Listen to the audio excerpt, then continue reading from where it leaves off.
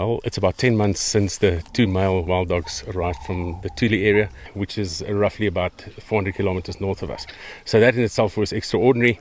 And then they also stayed on the reserve ever since. They haven't left since. And that has necessitated us to get in touch with the Endangered Wildlife Trust and the Waterberg Wild Dog Initiative. And we got together and collaborated in getting 2 females for these males. We have bonded them in the last 2 months in the boma. We brought them in. We then eventually put them into neighboring compartments, and they've been together in the boma in the same compartment for the last 2 weeks. We're going to release our wild dog back onto the open reserve after a couple of months of bonding, lots of work monitoring them, making sure everything is going good in the boma. And we left the males initially out of the boma, on the outside of the boma for a couple of weeks. Then we opened the gate and they themselves went in there from where we closed them up, and they were in neighbouring compartments for a good month. The bonding process has gone exceptionally well. It's textbook. It couldn't have gone any better.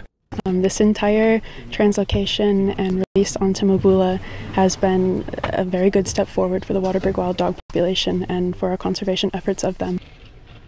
They are endangered. They're endangered for a few reasons, mainly habitat loss, habitat fragmentation, disease, and then especially up in the Waterberg area here, conflict with humans. They can come into conflict with farmers when they're suspected to predate on livestock, other financially valuable game.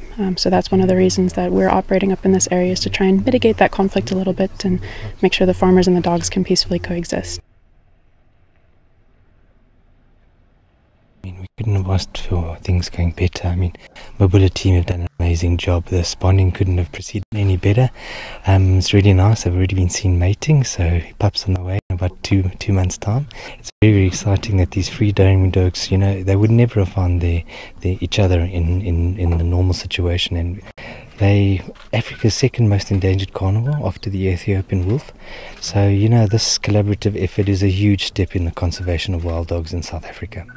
And we're excited to be here today and having the opportunity to release these dogs to be free roaming on the Mabula Private Game Reserve. It's an amazing conservation story, and it's very exciting times that lies ahead for us.